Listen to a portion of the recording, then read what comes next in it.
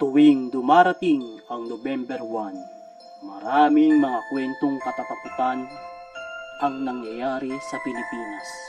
At maraming bata noon ang takot na takot dahil sa mga kwentong Ha? Ma, nagre-record ako para sa next video ko. Ay, sorry. Patayin ko uli. Hello! Kamusta mga kababata? At dahil malapit na ang November 1, marami na naman lalabas na mga kwentong katatakutan na ipinapanakot sa mga bata. So, pag-usapan natin ang mga experience at mga ginagawa ng mga batang 90s noon. Kung ngayon merong kay MJS, kami noon merong Magandang Gabi Bayan. Na kapag pinanood mo yung Halloween special nila, talagang matatakot ka. Siyempre, dahil bata at matatakotin, pagtitripan ka minsan. Diyan na kakalibitin ka habang nanonood ka. At ang nakakainis, yung habang nanonood kayo, bigla kang naihi. Ma, naiiyak ko. Samahan mo po ako sa kubeta. Malapit lang yung kubeta. Natatakot ako. Ma, nandyan ba ikaw? Ma! Ma! Ma! Oo, nandito pa ako. Kaya nang dahil sa panonood mo ng mga nakakatakot, may marinig ka lang sa bubong kala mo manananggal na. Tapos yung feeling na may nakatingin sa'yo, hanggang sa pagtulog mo, may isip mo yung white lady, black lady, meron pa nga, red lady, na may isip mo na habang natutulog ka, pagdilat mo, nasa harapan mo na yung black lady. Bukod sa TV, meron din kaming sinusubaybayan sa radyo, na kahit hindi November 1, gabi-gabi may kwentong katatakutan. Gabi na lalaki.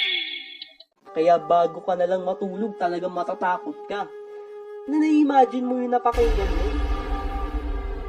Pero ang masaya na ginagawa namin noon tuwing November 1, ang mag-ipon ng mga natunaw na kandila na nakatirik sa mga pinto ng mga bahay na nakaabang ka na matunaw.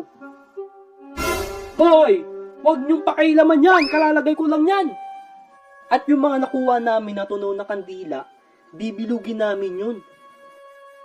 At isa sa ginagawa namin doon sa mga tunaw na kandila, yung tutunawin namin. Kapag ka natunaw na, saka bububuhusan ng tubig.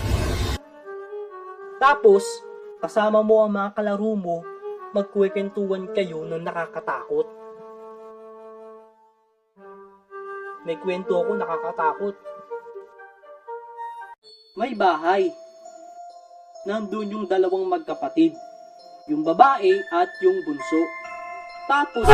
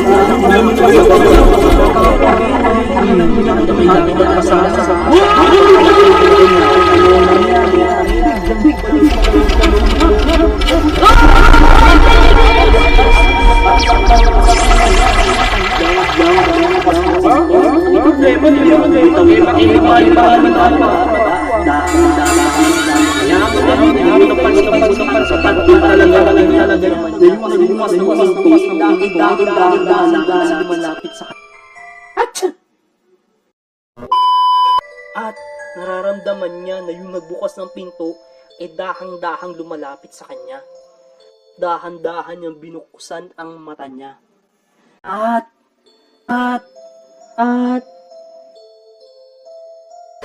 to be continued.